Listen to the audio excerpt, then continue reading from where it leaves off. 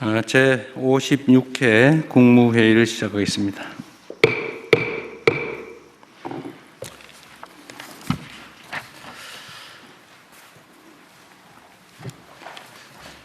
어, 1.229 여객기 참사가 어제로 일주기를 맞았습니다. 참사로 희생되신 179분의 명복을 빕니다. 어떤 말로도 아픔을 온전하게 덜 수는 없겠지만 국민 안전의 최종 책임자로서 유가족 여러분께 거듭 깊은 위로와 사죄의 말씀을 드립니다. 지금 가장 필요한 일은 국가의 존재의 이유가 무엇인가를 묻는 피해자들의 호소에 말이 아닌 책임 있는 행동으로 답하는 것입니다. 그런데 제가 보기에도 너무 느립니다.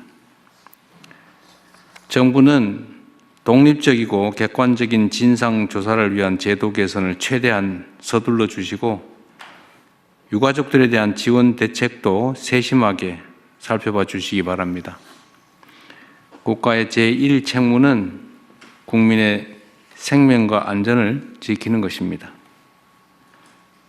전 부처는 다시는 이러한 비극이 반복되지 않도록 구조적 안전 문제를 근본부터 점검하고 철저하게 보완해 주시기를 바랍니다. 오늘은 청와대로 옮긴 후 첫 번째 열리는 국무회의입니다. 공간이 좀 여유가 있다 보니까 마음에도 좀 여유가 생기는 것 같습니다. 회의를 좀 더 길게 해도 괜찮을 것 같아요.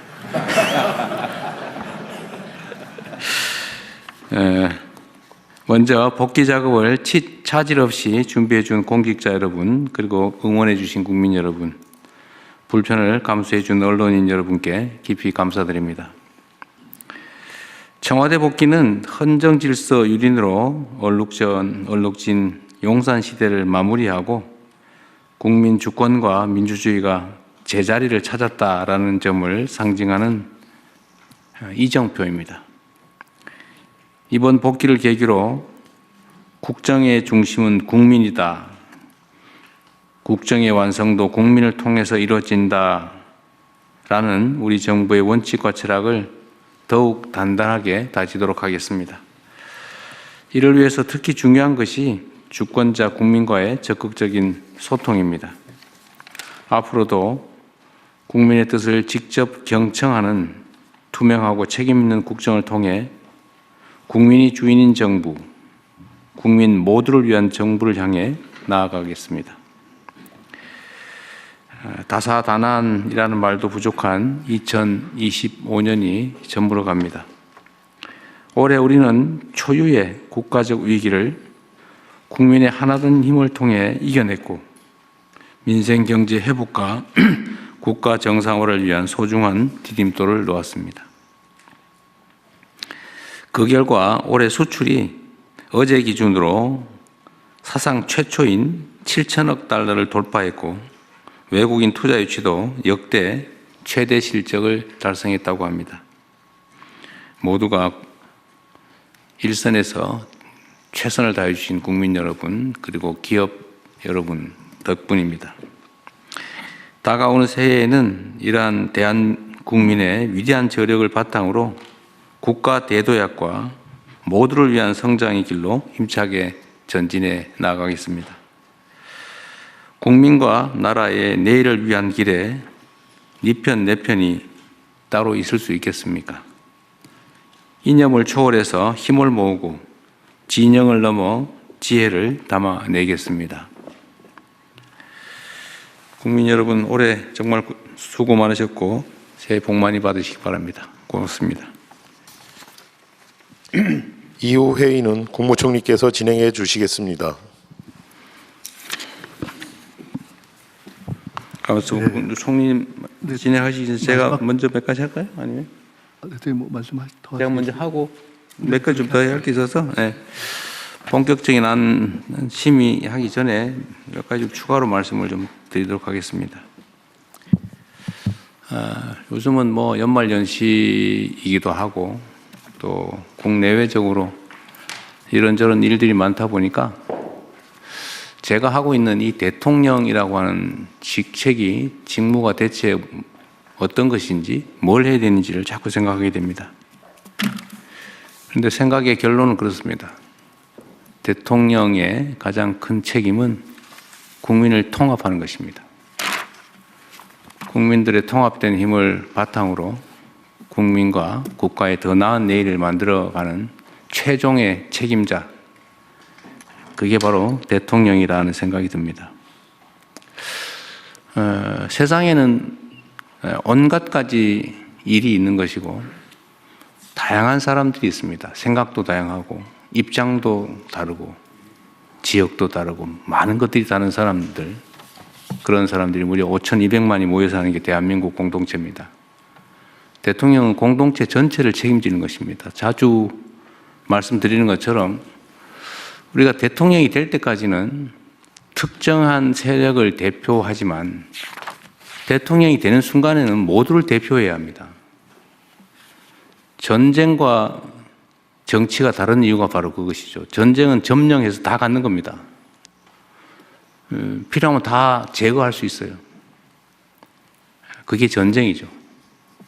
그런데 정치란 그러면 안 되는 거죠.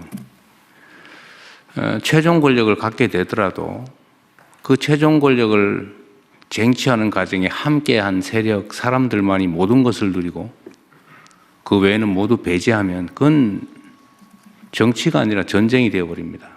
원시적이죠. 우리 사회가 예를 들면 7가지 색깔을 가진 무지개와 같은 집단이라고 할 수 있겠습니다. 빨간 생각하는 사람, 파란 생각하는 사람, 노란 생각하는 사람, 보라 생각하는 사람, 흰 거 생각하는 사람, 까만 거 생각하는 사람, 온갖 사람들이 있지 않겠습니까? 그런데 가끔씩은 흰색 중심의 사회가 될 것이냐, 파란색 중심의 사회냐, 빨간색 중심의 사회가 될 것이냐를 가끔씩 선거를 통해서 그 구성원 전원의 의견을 들어서 결정하지 않습니까? 파란색을 좋아하는 사람들이 권한을 가졌다고 해서 그 사회를 통째로 다 파랗게 만들 수는 없는 거예요. 그렇게 만들면 안 되지 않습니까? 그럼 빨간색 어디 갑니까? 빨간색은 우리나라 공동체 사람의 자격을 상실하는 겁니까? 그렇지 않죠. 여전히 대한민국 국민이고 주권자 아닙니까? 다만 주도할 권한과 역할을 맡게 된 것이다라는 것이죠. 그래서 저는 이게 온갖 가지 방식의 언어들로 표현되는, 예를 들면 협친이, 포용이니 이런 말로 표현되지만 결국은 정치의 본질에 대해서 우리가 언제나 깊이 생각하고 결론은 집권자 또 집권 세력, 대통령 또 여러분 국무위원들의 역할은 결국 세상을 고루 편안하게 모두가 함께 잘 사는 세상을 만드는 거 아니겠습니까? 그게 민주주의죠. 그게 문명이죠. 그런데 우리 사회는 여전히 그런 부분들이 있어요. 나 아니면 전부 적이다, 제거 대상이다. 결국 그러다가 내란 사태까지 벌어진 거 아닙니까? 다 없애버리려고. 내 의견과 다른 집단, 인사 이런 건 다 제거하고 모든 걸 다 갖겠다고 벌인 극단적 처사가 바로 내란이었습니다. 그런 사회가 반대쪽으로도 오면 안 되죠. 그래서 우리는 사실 극단적으로 대립하고 대결하는 사회에서 오히려 더 통합을 위해서 노력해야 됩니다. 정략적 수단이 아니고 우리가 다시 정말로 정상인 사회로 되돌아가려면 더 반대쪽의 노력을 많이 기울여야죠. 통합, 포용의 역할을 더 강하게, 더 크게, 더 지속적으로 해야 됩니다. 그래서 우리 가장 모범이 되어야 될 정치 또 관료, 정치인 관료들이 이 점에 대해서 더 깊이 생각해 주면 좋겠고 우리 국민 여러분께서도 예를 들면 이번에 강요 지명이나 인사에 있어서 참으로 고려할 게 많다는 점을 생각해 주시면 고맙겠습니다. 물론 모든 일들은 최종적으로 국민의 뜻에 따라 최대한 결정될 겁니다.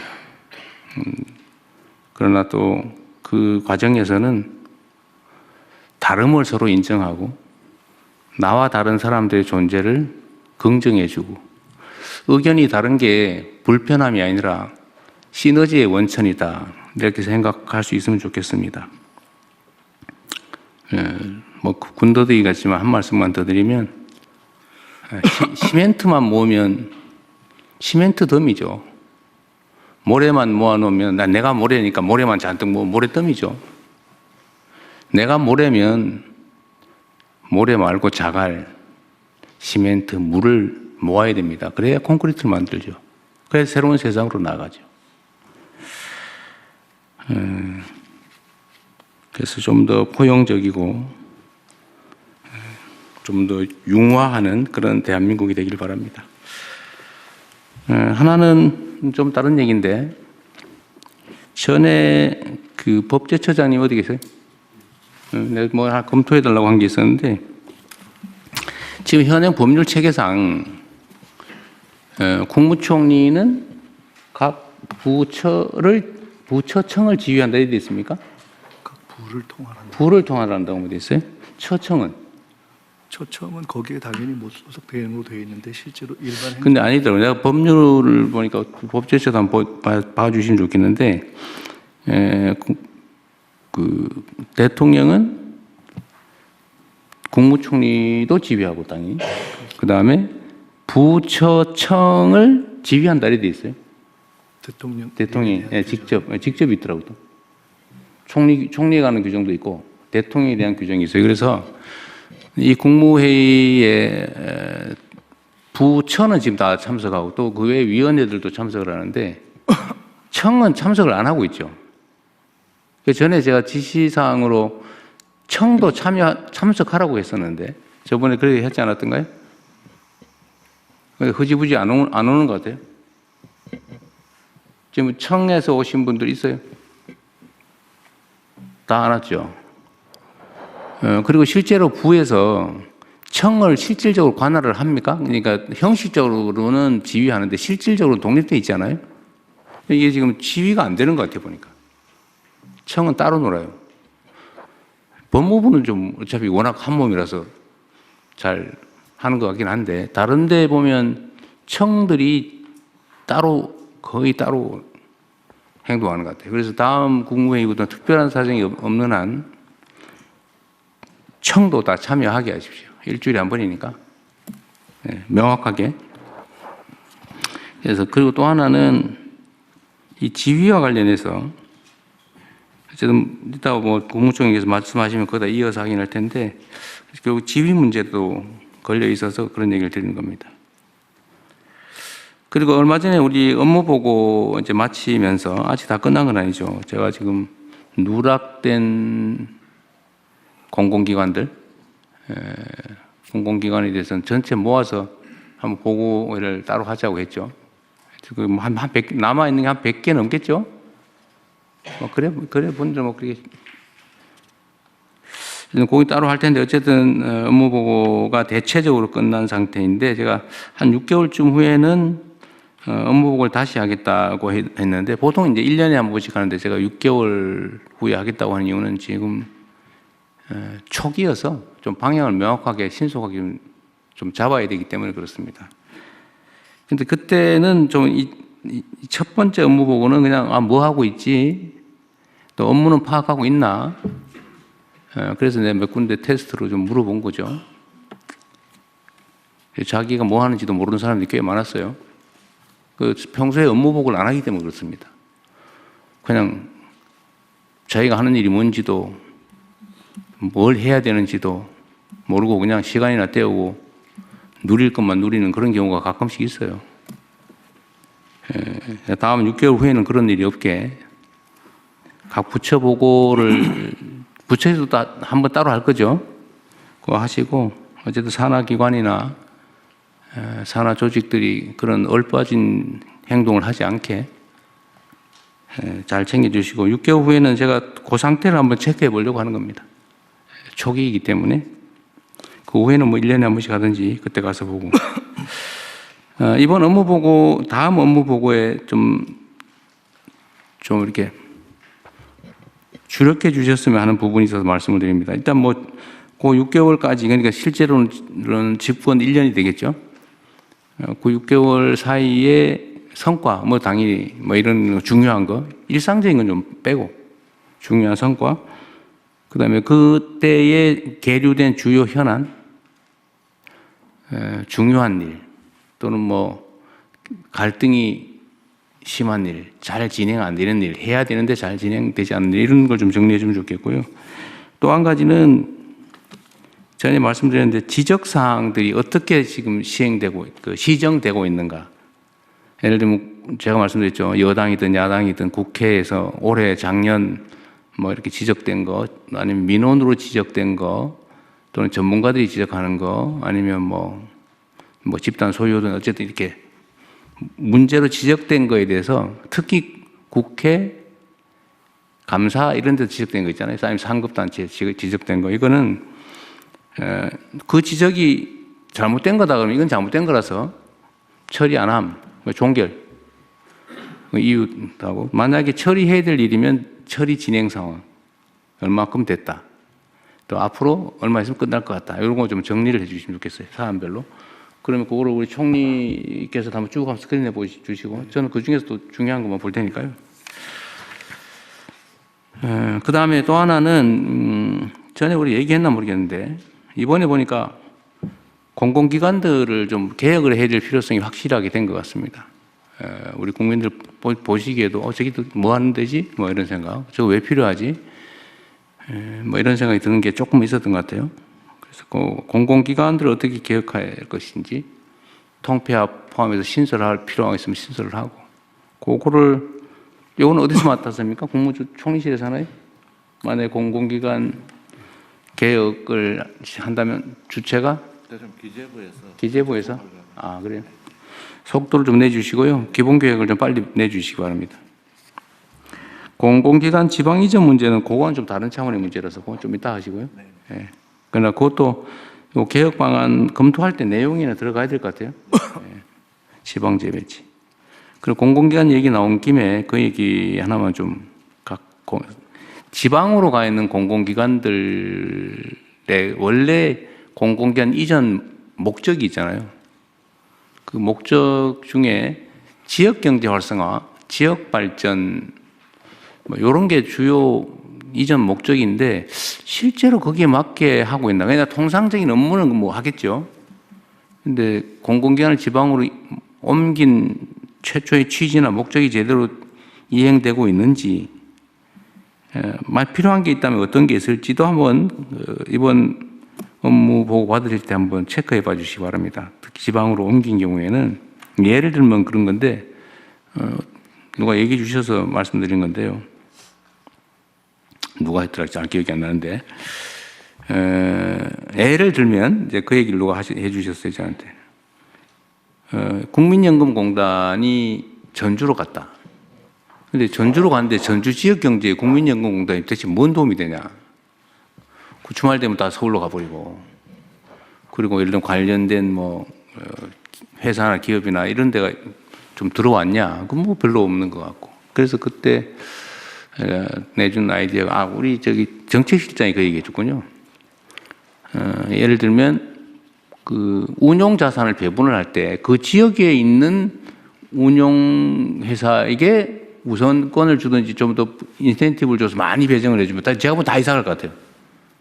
그래야 옮긴 취지가 관철이 되죠. 그 정책실장이 낸 아이디어인데 복지부에서 그거 좀 챙겨봐 주시고요. 복지부 어디 계세요? 네, 여기 있습니다. 자리를 다 바꿔가지고 좀 헷갈리기 시작해요. 이거 앞으로 안 바뀌는 거예요? 네, 연금공단 챙겨보겠습니다. 그래서 그것도 이제 하나의 사례인데, 그건 아주 훌륭한 아이디어가 됐어요. 정치시장님 아이디어가. 예를 들면 그런 걸 포함해서 좀 그 지역에 좀 기여할 수 있게 방법을 좀 찾아봐 주시기 바랍니다. 그리고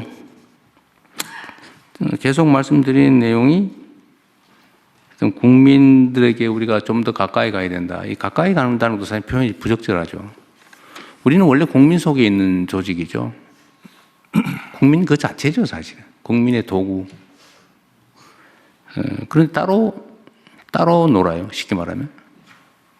국민들은 국정이 어떻게 돌아가는지, 지방 행정이 어떻게 돌아가는지 몰라요. 그거 잘 안 가르쳐줘요, 이상하게. 예산 공개도 참 어렵더라고요, 보니까. 이제는 다 예산 공개하고 있죠? 네. 아세부 내역까지. 뭐든지 알려줘야지. 주인한테 알려줘야지. 왜 주인한테 숨깁니까? 그게 이제 부정부패의 원인이기도 하고, 복지부동 게으름의 원인이기도 하죠. 최대한 공개하고, 보여드리고. 왜냐하면 주체니까요.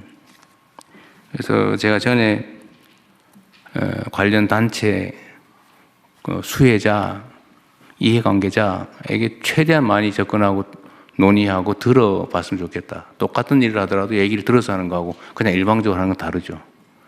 우리가 그 국민을 주인으로 대접하느냐, 통치나 아니면 정책의 대상으로 격화하느냐, 또 우리한테 달려 있지 않습니까? 그렇게 하면 안 되죠. 그래서 국민과 좀 더 가까이 했으면 좋겠고요. 국민들의 목소리를 잘 들어야죠. 뭐 방법은 아주 다양한데 저는 사실 저한테 오는 메시지 다 읽어보거든요. 그러다 보니까 좀 밤늦게까지 읽는 경향이 있는데 뭐 그런 것도 보고 어디 뭐 댓글도 좀 보고 보면 도움이 되는 게 많아요. 우리가 모르는 걸 아주 정말 잘 체크합니다. 그런데 이걸 악용하는 집단이 있어요. 댓글 선점해가지고 메뉴에다 해놓고 그 거짓말 써놓고 막 좋아요 눌러가지고 조작하고 국민의 눈을 흐리는 요건 이따 우리 총리께서 한번 말씀하실 때 한번 체크해봐야 되겠어요. 전에 댓글 여론 조작하는 것 수사 좀 하라고 했는데 어떻게 됐죠? 저기 행안부 네, 예, 좀 하고 있어요? 예, 하고 있습니다. 어떻게 하고 있어요? 경찰청에서 전담 조직을 만들어서 만들었어요? 예. 어쨌든 있습니다. 성과를 좀 보고를 좀 하라고 하십시오. 네, 알겠습니다. 너무 지저분해요. 예. 그리고 이거는 우리 한성숙 장관님은 종전 직장 상황을 한번 물어보고 싶은데 네. 그 대표적인 포털이니까 그 댓글에 어떤 사람이 예를 들어 매크로로 쓰는지 어떤 사람들이 조직적으로 하는지를 대충 기술적으로 좀 체크 가능하죠. 네, 기술적으로 IP 체크하면 저희가 이제 댓글 보면서 예전에 체크해 보면 특정한 집단이 반복적으로 쓰는 경우가 그러니까요. 벌어집니다. 그 업무방해 아니에요. 댓글에 이제 그 프로필을 연결해서 어떤 사람이 이 댓글을 쓰고 있는지 많이 쓰고 있는지 리스트도 보여주고 이런 개선들을 계속 할 필요가 그러니까 있다. 조작이 너무 심해요. 하여튼 그것도 그 민주주의 체제를 위협하는 정보 조작 행위이기 때문에 그건 행안부에서 이거는 그냥 누구의 명예를 훼손하는 그런 문제가 아니고 그 순위 조작하고 이런 거는 업무 방해일 뿐만 아니라 정보 조작이라서 민주주의 체제를 위협하는 행위입니다. 이게 너무 심해요. 그 각별한 경각심을 가지고 예. 경찰이든 검찰이든 행안부든 법무부든 잘 챙겨주시기 바랍니다. 그리고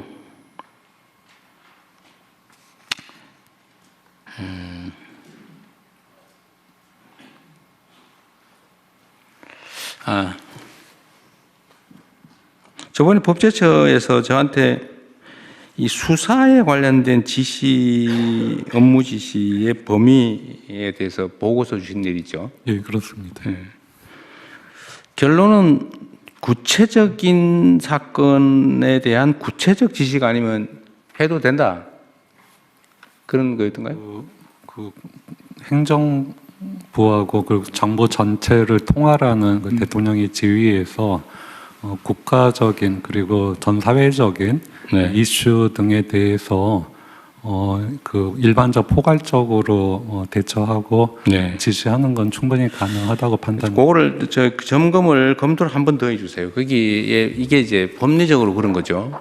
대통령은 모든 공무원에 대한 지휘권이 있는데 개별 법령에 따라서 국가 공무원 중에서 대통령이 지휘를 하면 안 되는 데가 아예 있고, 예를 들면 뭐 사법부, 뭐 선관위, 뭐 이렇처럼 아예 딱 정해진 곳이 있고, 또 개별적인 법률에 의해서 하면 안 된다라고 하는 거, 뭐 직권남용에 해당되는 행위를 하면 안 되지 당연히. 뭐 그런 거 있는데 지금 수사와 관련해서는 예를 들면 특정인을 처벌해라, 뭐 기소해라 말아라 이런 거 하면 안 되지만 예를 들면 특정 사건에 대한 엄정한 수사를 촉구한다든지 이런 건 당연히 이때까지 해왔고 예, 할 그렇습니다. 수 있는데 제가 보니까 이거를 마치 하면 안 되는 걸 하는 것처럼 그렇게 생각하는 경향이 있더라고요. 그러니까 특정한 사건의 경우에는 아무래도 그 사법 경찰이나 검찰의 기능이 조금 사법적인 그렇죠. 독립적이어야 되니까 예, 자율권과 독립성을 부여해야 되니까 이래라 저래라 하면 안 되지만 어떤 사회적인 문제에 대해서 엄정 수사하라 이런 건 이때까지 해왔던 일이라는 거예요. 있습니다. 그리고 구체적 사건에 대한 지휘는 법무부 장관은 구체적 사건 일반적인 지휘권이 있는데 검찰에 대해서 구체적 사건의 지휘를 하려면 검찰총장에게만 해라는 제한이 있는 거죠. 만약에 그 제한이 없다면 해도 되는 거지 원래는 검사의 권한이 있는 것처럼. 그러나 그거는 그 법에 금지되어 있기 때문에 구체적 사건에 대해서 검찰총장에게만 한다. 라운 외에는 지휘 일반적 지휘는 다 가능하고. 그런데 행안부는 지금 경찰에 대한 지휘가 치안에 관한 게 행안부 장관의 업무가 아니라는 거죠. 뿐만 아니라 수사에 대해서도 정책에 대해서는 그 권한을 행사하고 그러니까 그게 지금 제가 보기엔 이 법 체계상에 약간 문제던데 지금 그러면 논리적으로 보면 경찰에 대한 지휘권은 일단 수사는 당연히 없어 보이고 네. 그러면 개별 경찰에 사건에 대한 대한 치안에 대한 업무도 지휘가 사항이 안 돼요. 치안에 대해서는 지휘 가능합니다. 치안은 되고 뭐가 안 되는 거예요? 그 개별 사건 수사에 관해서는 지휘를 할 수 없게 돼 있는 그게 이유가 법에 정해져 있어요? 그 법에 행안부 장관이 할 수 없다는 법이 있는 것은 아니고요. 경찰청장이 국수본의 수사에 대해서 개별 사건에 관해서 지휘할 수 없다라고. 그건 명확하게 있고. 예, 명확. 그럼 국수본부장은 경찰인데 경찰청장이 소속이긴 하지만 네. 수사에 대해서는 아예 손을 떼라라는 네, 네. 취지인데 그럼 국수본부장의 수사는 누가 지휘합니까? 그 지 마음대로 합니까? 그 규정이 없습니다. 바로 그게 문제죠. 그냥 일반 지휘권 외에는 없습니다. 그래서 이것도 법 자체에서 정리를 좀 해주세요. 필요하면 입법을 개정을 하든지 해서라도 정리를 해야지. 그런데 아까 얘기했지만 대통령은 부처청에 대해서 지휘 감독한다. 네, 업무에 대해서 이렇게 포괄적으로 돼 있단 말이에요. 네. 그런데 부처청 중에서 부장관은 청장과의 관계에서는 약간씩 독립되어 있는 측면이 있는 것 같아요. 청이 외청이라서 외청이라서. 업무가 독립되어 있습니다만 그 지휘 관계는 있습니다. 그런데 그 중에서 경찰 업무 중에 치안 업무는 지금 행안부 장관의 직무 내용이 없다는 거 아니에요? 네, 네. 정부 조직법상 그럼 경찰 치안 업무에 대해서는 그냥 이게 또 애매해요. 그럼 명확하게 해야지. 예, 맞습니다. 정부 조직법을 그 부분을 명확하게 하는 쪽으로 정리를 좀 해야 돼요. 명확하게 이게 뭐 직권남용죄를 너무 막 남발하다 보니까 생긴 문제인데 하여튼 그건 현실이니까 도대체 지휘를 그러면 누구한테 받냐? 국수본부장 한번 되면은 수사는 아무의 통제도 안 받고 자기 마음대로 하냐? 법무부 검찰도 법무장관의 지휘를 받는데 이런 문제가 있는 거예요. 지금 경찰 수사에 대해서 이상하게 됐어 지금. 네. 그래서 요거는 구체적 사건에 대한 지휘, 처분에 대한 지휘는 존중하는 게 맞을 것 같긴 한데 그것도 뭔가 법제처에서 분명하게 정리를 좀 해줘야 될 것 같습니다. 애매하게 뭐든지 권한 행사에 관해서 애매하면 안 되거든요. 네, 그러니까 그 검찰하고 법무부 관계처럼 새로 신설되는 중수청의 경우에도 그 민주적 통제가 필요한 것이고 그러니까요. 그것이 이제 행안부 장관을 통해서 할 수밖에 없는 것으로 좀 일단은 검토가 되고 있습니다. 그러니까 해석으로 가능한지 필요하면 법을 개정해야 될지도 판단을 한번 해주세요. 네. 그것도 빨리 좀 정리를 하면 좋겠습니다. 너무 이렇게 애매하게 가면 규정이 애매하면 이게 그 점을 악용하는 가능성이 생겨요. 자, 저는 일단 여기까지 말씀드렸습니다. 총리 너무 진행하시죠. 네. 저도 잠깐 한 말씀 좀 드리고 하겠습니다. 올해 청와대에서의 첫 회의고 또 올해 마지막 국무회의입니다. 그 국정을 정상화하는 상징이 될 수 있는 매우 중요한 시점이라고 생각돼서 저도 한두 가지 먼저 말씀을 좀 드리고 싶습니다. 내란 청산으로 숨가쁘게 달려온 한 해였습니다. 국민 여러분들을 이렇게 만나 뵙고 말씀을 들으면 내란 청산을 신속하고 확실하게 끝내달라. 그리고 경제를 살리고 민심을 통합해달라 하는 말씀이 압도적인 것 같습니다.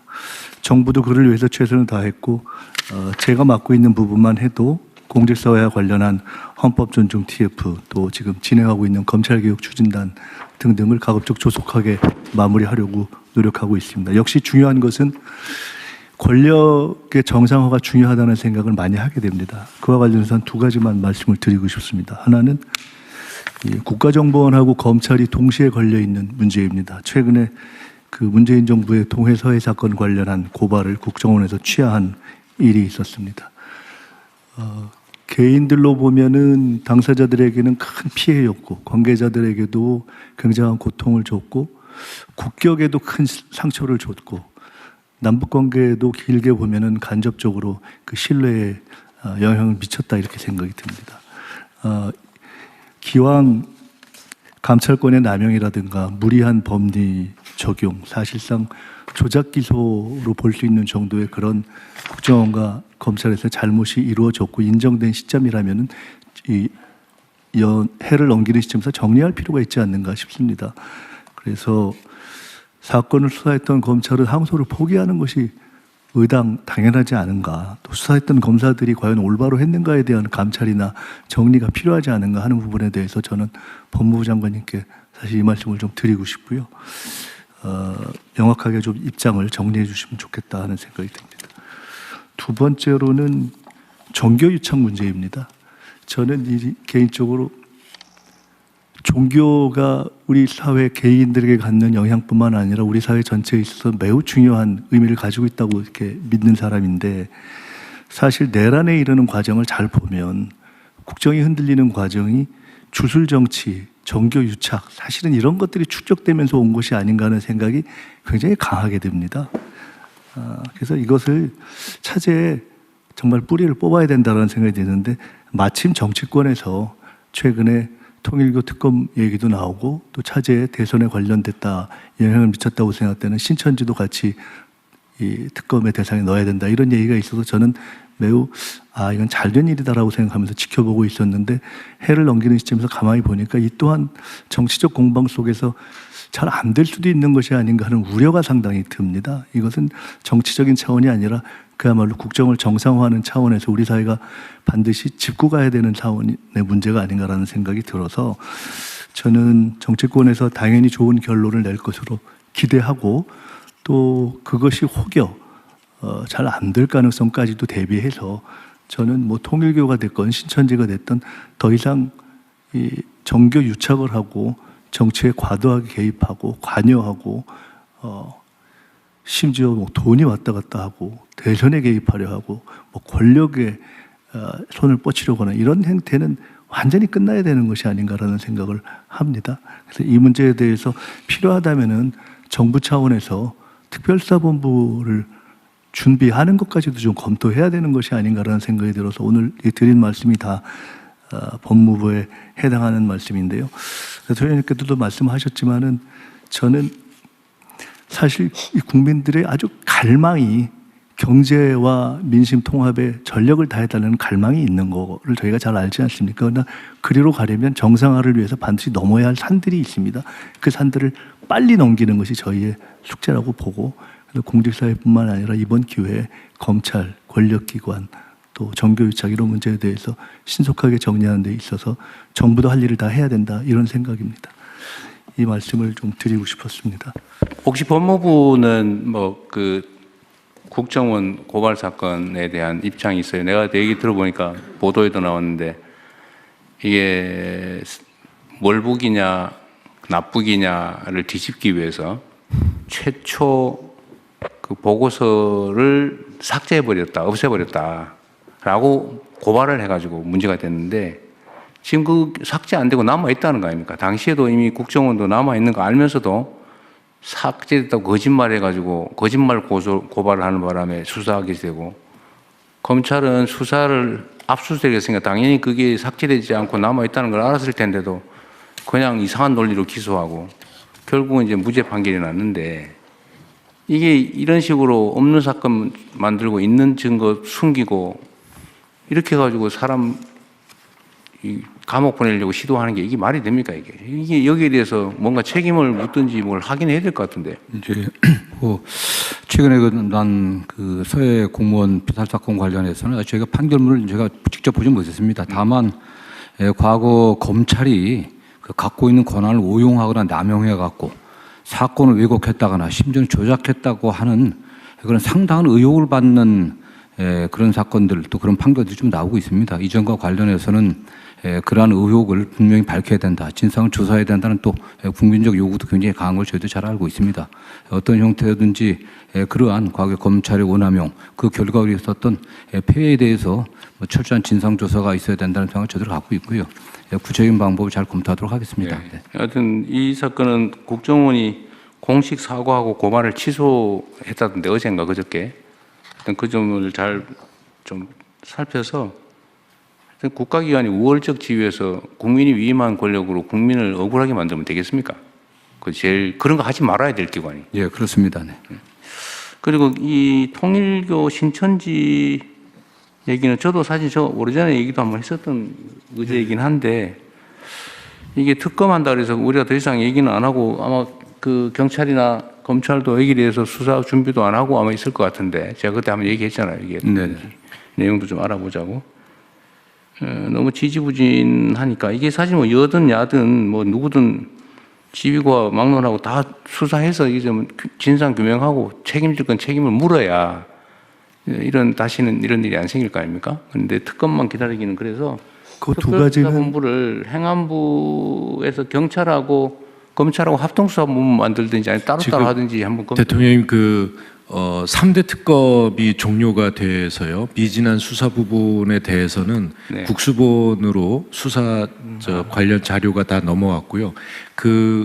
각 특검에서 넘어온 자료에 근거한 수사를 위해서 특별수사본부가 수사팀을 세 팀을 별도로 만들었습니다. 그래서 수사는 계속 진행하고 있습니다. 네, 그거는 하고 지금 말씀드린 거는 이 정교 불일 통일교하고 특별히 따로 그러니까 정교 분리 헌법 원리를 어기고 종교가 정치에 직접 개입하고 매수하고 네네. 유착하고 한 부분에 대해서는 이게 우리 사회의 민주주의의 미래, 나라의 미래를 위협하는 중대 사안이라서 하다가 뭐 특검이 되면 그때 넘겨주든지 네네. 하더라도 그 전에 검찰하고 행안부하고 상의해서 누가 할지 아니면 같이 할지 해서 팀은 한번 구성을 하시는 게 좋을 것 같은데. 예, 뭐 마냥 기다릴 일은 아닌가요? 네, 제가 법무부와 상의하겠습니다. 상의하겠습니다. 네. 약간 정교유착 부분은 이게 매우 중대한 사안이기 때문에 네. 어떻든 뭐 경찰하고 저희들이 한번 논의를 해보겠습니다. 그러십시오. 합동사원부를 만드는 게 적절한 네, 건지 네. 여러 가지 방법을 찾아보겠습니다. 그러십시오. 예. 다른 말씀 없으시면은 회의를 진행하겠습니다. 부처 보고를 먼저 하겠습니다. 업무 보고 후속 조치 이행 계획을 국무조정실장께서 보고해 주시기 바랍니다. 예, 국무조정실장입니다. 업무 보고 시에 대통령께서 지시하신 사항들에 대한 추진 계획 및 공공기관별 업무 보고 이행 계획을 보고 드리겠습니다.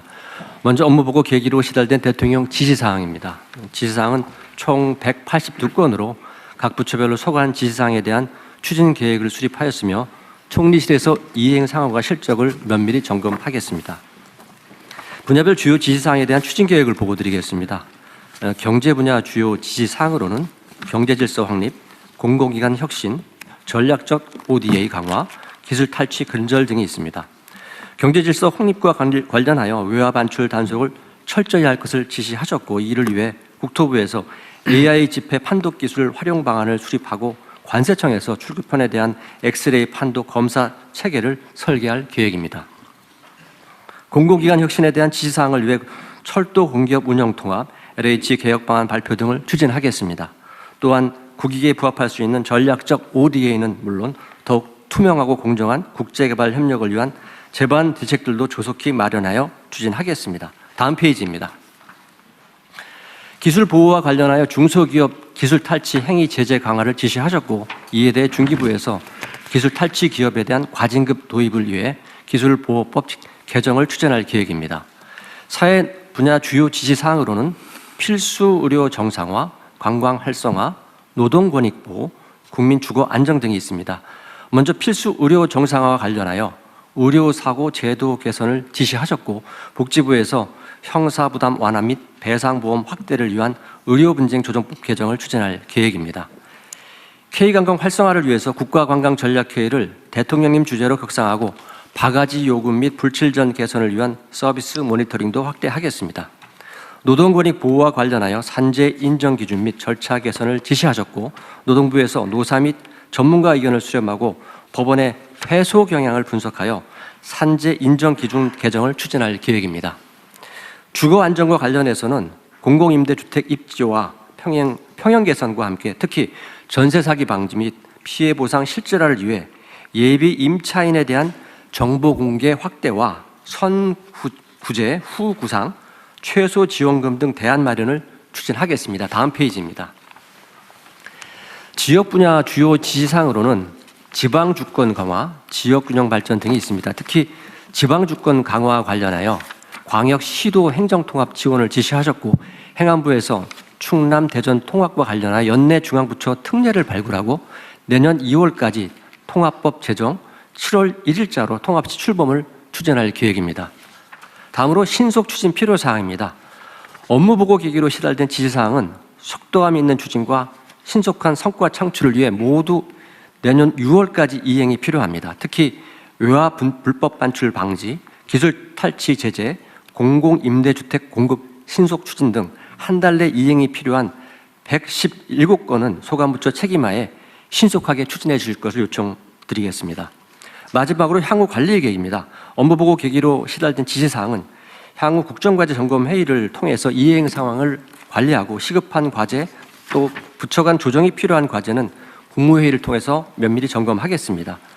지연 발생 가능성이 크거나 이해관계자 간 갈등 이견이 있는 과제에 대해서는 총리실에서 의견 수렴 및 이견 조정 등을 통해서 관리해 나갈 예정입니다. 다음 페이지입니다. 다음은 공공기관별 업무보고 상세 이행 계획에 대해 보고드리겠습니다. 공공기관은 총 331개로 막대한 예산과 대규모 인력을 운영하며 주거, 에너지, 교육 등 국민 생활에 막대한 영향을 미침에도 불구하고 공공기관의 운영 성과, 문제점에 대해 제대로 알지 못했던 아쉬움이 있습니다. 근본 업무보고를 계기로 공직사회와 국민들께서 공공기관의 역할과 성과, 한계에 대해 인식하게 됐다는 점에서 의미가 크다고 할 수 있겠습니다. 업무보고 이후 공공기관별 상세 이행 계획을 취합 정리한 결과에 대해 간략히 보고드리겠습니다. 공공기관에 대한 대통령 지시사항은 29건의 이행 계획과 공공기관별 중점 과제 추진을 위한 조치 필요사항 등 총 4,271건이 제출되었습니다. 지시사항과 관련된 내용은 앞서 말씀드린 내용과 중복되어 생략토록 하고 주요 중점 과제에 대해 보고드리겠습니다. 먼저 에너지 분야 관련해서 해남 태양광 착공 등 공공주도 태양광을 확대하고 해외 재생에너지 신규 시장 개척을 추진하겠습니다. 다음 페이지입니다. 또한 대미 투자 특별 지원 프로그램과 수출 스타 500 사업을 신설하여 우리 기업의 해외 시장 진출을 적극 지원할 계획입니다. 다음 사회문화와 관련하여 연금공단의 연금개혁 추진단과 연금개혁 지원 TF를 설치하여 집권 2년차 연금개혁 본격 논의에 대비하고자 합니다. 또한 관광공사를 중심으로 3대 고부가 관광시장을 육성하고 권역별 콘텐츠 등 K컬처와 연계한 외래 관광객 집중 유치를 추진하겠습니다. 다음 안전 공공 서비스 관련하여 소규모 현장 사고 감축을 위한 건설 현장 안전관리 방안을 마련하고 임대 전환형 PF 보증 출시 등 주거 지원도 추진하겠습니다. 향후 관리 계획에 대해 보고드리겠습니다. 앞서 대통령님께서 누락된 공공기관에 대해서 별도 업무 보고를 말씀하셨기 때문에 이 계획에 대해서는 대통령실과 일정을 협의하도록 하겠습니다. 차주 예정된 중앙행정기관에 대한 공공기관별 업무 보고 시에 상세 이행 계획에 대해 집중 점검을 실시하겠습니다. 미흡한 부분은 부처장관 책임하에 개선을 요구하고 보완 상황을 철저히 점검토록 하겠습니다. 다음 총리실에서도 국정과제 점검 협의회를 통해 분기별로 이행 상황을 점검하고 국가정책 조정회의 등 계기로 종합 점검하는 한편 그 결과는 향후 공공기관 운영 개선의 기초자료로 활용하는 등 빈틈없이 관리해 나가겠습니다. 아울러 근본 공공기관 업무 보고의 성과와 한계에 대해 짚어보고 차기 업무 보고 시 보다 포괄적이고 효능감 있는 공공기관 업무 보고가 될 수 있도록 준비하겠습니다. 이상으로 보고를 마치겠습니다. 네, 수고하셨고요. 이게 정부 예산이 지금 740조 정도인데 공공기관이 지출하는 게 947조니까 정부 예산보다 한 200조가 많은 거예요. 그죠? 엄청나게 중요한 일을 하고 있는 건데 이게 다 나눠져 있고 지휘감독 체계가 불확실하다 보니까 정말 대책 없이 제 역할을 안 하는 기관들이 꽤 있는 것 같아요. 그러니까 요거는 앞으로는 사실은 이런 공직사회는 지휘 책임이 중요한데 각 부처청의 그 소속 공공기관에 문제가 생기면 그걸 각 부처청이 책임지는 거예요. 이번에 한 번은 제가 이제 각 산하기관들을 이렇게 직접 한번 보고 얘기하겠지만 원래는 그 부처청이 다 책임을 지고 저는 부처청만 관할 지휘하면 되는 일인데 지금 너무 이게 따로 놀고 있어서 이번에 제가 직접 보게 됐습니다. 그래서 각 부처청에서도 이게 본인의 중요한 업무 소관이라는 사실을 좀 확실하게 인지하고 각 그 소속 산하기관들 또 공공기관들이 제 역할을 하도록 잘 관리하십시오. 그 관리하는 인력도 있을 거예요. 그죠?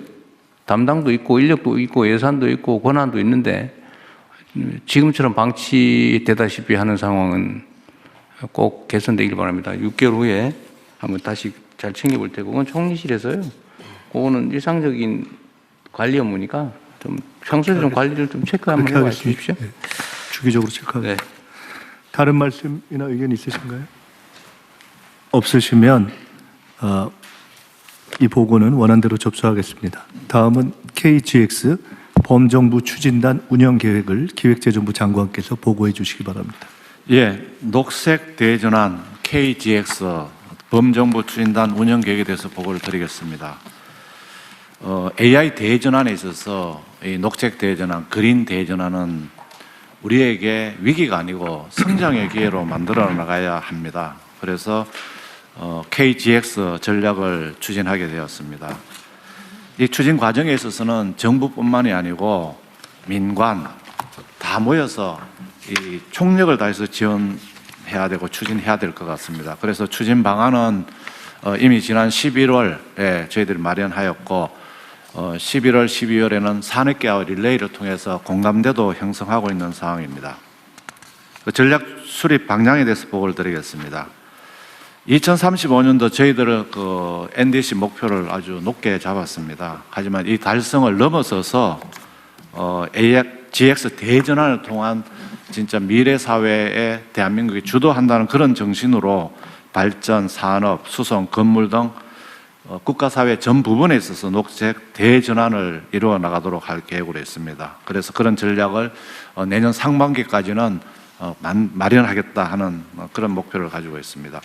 전력 부분에 있어서는 그 태양광이라든지 풍력을 포함한 재생에너지의 중심 에너지 전환은 물론이고 그리고 그리드까지 또 통체적으로 해서 서해안 에너지 고속도로라든지 햇빛 소득 마을을 연간 500개 이상 해서 2030년까지 지속적으로 추진하는 그런 계획도 포함할 계획입니다.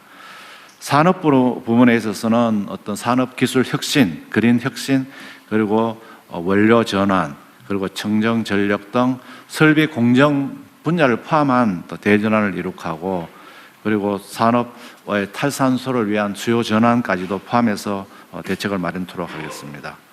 수송 분야에 있어서는 전기차, 수소차 대전환은 물론이고 대형차의 어떤 친환경차 보급을 대폭 확대해 나갈 계획으로 있습니다. 그리고 건물에 있어서는 그 열 에너지를 전기화하는 문제라든지 단열, 그다음 외장까지 포함하는 부분, 그리고 히터 펌프를 대폭 보급해서 수송 건물 분야의 탄소 전환도 이룩하도록 하겠습니다. 이렇게 하려면은 그냥 이렇게 그 해서는 안 됩니다. 총력 대응을 해야 됩니다. 그래서 재정, 세제, 금융, 규제, 인력 등 전방위적인 대응을 해나가겠다는 말씀을 드리고, 재정 분야에서도 10년간 대규모 재정 투자를 확대하고, 금융도 녹색금융, 전환금융, 투자펀드 등 투자를 대폭 지원해 나갈 계획으로 있습니다. 인프라도 해상풍력 인프라, 전력망 등 KGX 추진을 위한 대형 인프라를 확충하고, 그리고 이걸 산업화도 해야 됩니다. 그래서 수출 금년에 7천억 불 달성했는데 앞으로 이 탄소 대전환이 수출의 주력으로 나올 수 있도록 해야 될 것 같습니다. 다음 쪽입니다. 추진단 운영 방향입니다. 정부 내에서는 관계부터 합동으로 전 부처, 관련 부처가 표해 보시는 것처럼 청단위, 그다음에 처단위까지 다 포함해서 총력 대응하도록 하겠습니다. 민간 협의체도 대안 상의를 중심으로 해서 전 민간 협단체들이 다 참여하고, 또 누구나 원한다면은 전문가들도 참여해서 하도록 하겠습니다. 실무 작업반도 마련해서 촘촘한 계획이 수립되도록 하겠습니다. 향후 계획입니다. 1월 중에 추진단을 구성하고 출범식도 개최하도록 하겠습니다. 그래서 관계부처 협업을 통해서 그리고 산업계 간담회 정도 지속 추진해서 상반기 중에 KGX 기본 전략을 마련하도록 하겠습니다. 이상 보고를 마치겠습니다. 네, 의견 있으면 말씀 주시죠. 없나 본데요? 너무 잘 보고 가셔가지고 다른 분이 이의를 제기할 정도의 여백을 남겨주고 가시죠. 네, 다른 의견이 없으신 것 같습니다. 다른 의견이 없으시므로 원안대로 접수하겠습니다. 국정과제 2025년 추진 상황 및 2026년 추진 계획을 국무조정실장님께서 보고해 주시기 바랍니다. 예, 보고 드리겠습니다. 금년도 국정과제 추진 사항과 내년도 추진 계획을 보고 드리겠습니다. 먼저 추진 경과입니다. 정부는 지난 8월 13일 국정기획위원회가 제안한 국정과제 안에 대해 조정 보완 절차를 거쳐 9월 16일 국무회의에서 국정과제를 확정한 이후 범정부 협의체를 구성하여 속도감 있는 이행에 전력을 다했습니다. 115건의 신속 추진과제를 발굴하고 집중 관리해서 106건을 완료하였고, 국정과제 점검 회의를 매 격주 단위로 운영하면서 또 국정 입법 상황실을 통해서 입법 추진 상황도 집중적으로 관리하고 있습니다. 연말을 기준으로 국정과제 추진 상황을 점검한 결과 123대 국정과제 하에 564개 실천과제 약 89%는 정상 추진 중인데 11%는 계획 대비 지연되고 있는 것으로 확인되었습니다. 국정과제 법령은 현재까지 총 132건이 재개정 절차를 완료했습니다. 주요 성과입니다. 정부는 국정 정상화와 민생 회복을 최우선으로 두고 역량을 집중하는 가운데 경제, 외교 분야를 중심으로 국정 전반의 성과를 창출해 왔습니다. 권력기관 개혁 입법을 이행하였고, 관세 협상 타결과 수출 7천억 불 달성, 코스피 4,000포인트 돌파 등 경제 전반의 성과가 가시화되었습니다. 아울러 노동, 안전, 복지 등 국민의 일상과 직결되는 분야에서도 많은 보완이 이루어졌고, 국익 중심의 실용 외교 기조하에 에이펙 성공 등 외교적 성과들도 이어지고 있습니다. 세부 내용은 자료를 참고해 주시면 되겠습니다. 다음 페이지입니다. 다만 일부 과제는 보완이 좀 필요한 상황입니다. 지원 과제는 행정적 요인, 리스크 장애 과제는 이해관계자 간 이견 등이 주요 원인으로 나타나고 있습니다. 지원 과제는 내년 1분기 내에 완료를 목표로 관리하고, 리스크 장애 과제는 관계부처가 함께 신속히 조정 해소해 나가도록 하겠습니다. 다음은 내년도 추진 계획입니다. 지난 6개월이 국정 회복과 정상화의 시간이었다면 내년은 국민들께서 성과를 확실히 체감하실 수 있도록 속도, 성과, 소통에 중점을 두고 국정과제를 추진하겠습니다. 이를 위해 추진과제를 조기 수립하여 1월부터 즉시 이행에 착수하고, 하반기에 예정되었던 19건 세부 과제는 상반기로 앞당겨 추진하겠습니다. 아울러 추진 성과는 체계적으로 관리하고 국민들께 주기적으로 공개하겠습니다. 다음 페이지입니다. 분야별 주요 계획입니다. 정치 행정 분야에서는 개혁 과제에 대한 입법을 신속히 완료하고, 경제 분야에서는 독자 AA 역량 확보와 첨단 산업 육성에 집중하겠습니다. 균형 성장 분야에서는 공공기관 이전 계획을 수립하고 포용, 금융 등 민생 안정을 강화해 나가겠습니다. 아울러 사회 분야에서는 생명 안전과 노동권 보장의 제도에 주력하고 외교 안보 분야에서는 국방 개혁과 한반도 평화 공존 준비에 노력하겠습니다. 마지막으로 국정과제 관리 계획입니다. 국무조정실은 온 오프라인 관리 체계를 바탕으로 국정과제 추진 상황을 면밀히 점검 관리해 나가겠습니다. 법제처와 협업하여 입법 상황을 상시 관리하고 정기적인 점검을 통해서 지연 장애 사항을 파악하고 신속하게 해소 조정해 나가겠습니다. 아울러 국정과제 추진 실적을 분기별로 국민들께 공개하고 온라인 소통 창구를 통해 국민 의견을 수렴하여 국정과제 추진에 적극 반영해 나가겠습니다. 이상 보고를 마치겠습니다. 네. 준비를 아주 깔끔하게 잘 하셨네요. 그 하나 일반적으로 말씀을 좀 드리면 하여튼 우리가 기존에 있는 제도나 시스템이나 관행이나 아니면 잘못된 것들을 소위 고치잖아요. 고쳐 나가서 좀 더 나은 상황을 만드는 건데 우리가 보통 이걸 이제 개혁이라고 부르죠. 근데 이 개혁에 관해서는 좀 이런 일반적 원칙을 좀 견지해 주시면 좋겠습니다. 무슨 얘기냐면 그냥 기존에 있던 잘못된 걸 그냥 시정하는 시정 행위로 끝내지 말자. 가급적 제도화하자 라는 말씀을 하나 드리고요. 두 번째는 제도화하되 그걸 뭐 지침이나 뭐 규칙이나 시행령이나 이렇게 해놓으면 너무 쉽게 바꿀 수 있기 때문에 가능하면 그 새로운 시스템 제도가 좀 지속될 수 있게 좀 뭐라 그럴까요? 좀 고도의 제도화? 그러니까 가급적 입법으로, 가급적 시행령으로, 가급적 규칙으로, 가급적 지침으로 이렇게 좀 만들어서 최대한 쉽게 후퇴하지 않게 좀 했으면 좋겠습니다. 또 한 가지는 여기 정리를 잘 해주셔서 국정과제 추진 계획의 중점 방향을 속도, 성과, 소통 이렇게 말씀하셨어요. 속도 중요하죠. 이게 지금 할 일은 태산 같은데 흐지부지 지지부진하면 할 수 있는 일이 제한되잖아요.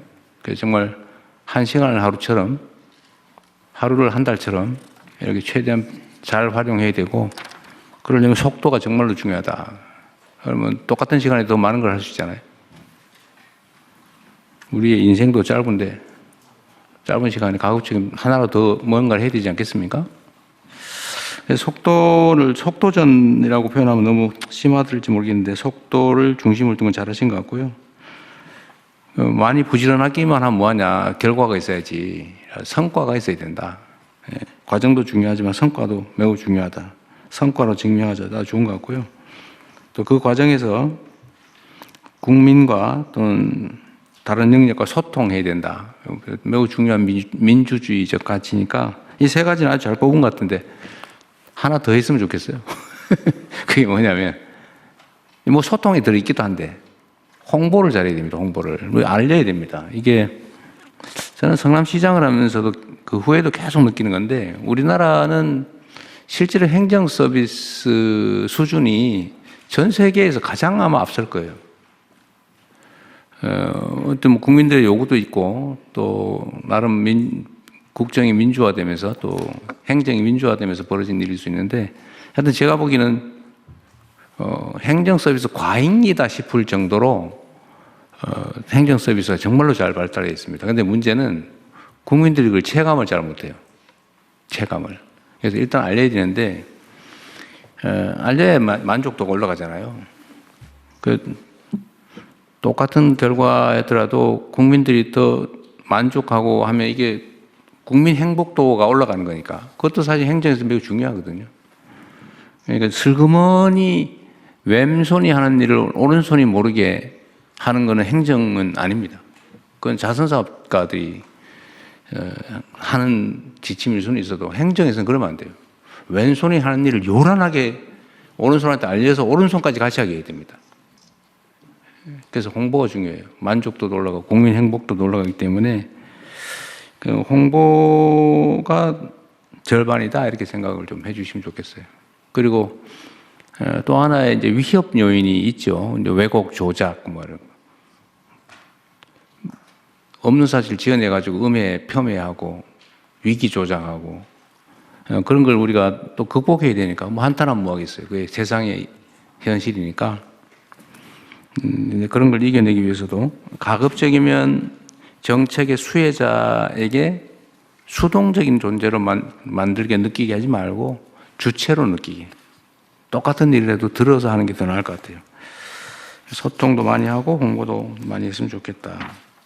그리고 이게 말이 쉽지 행동이 쉽지가 않거든요. 이거를 국정 홍보를 총괄하는 데가 어디죠? 문화부인가요? 네.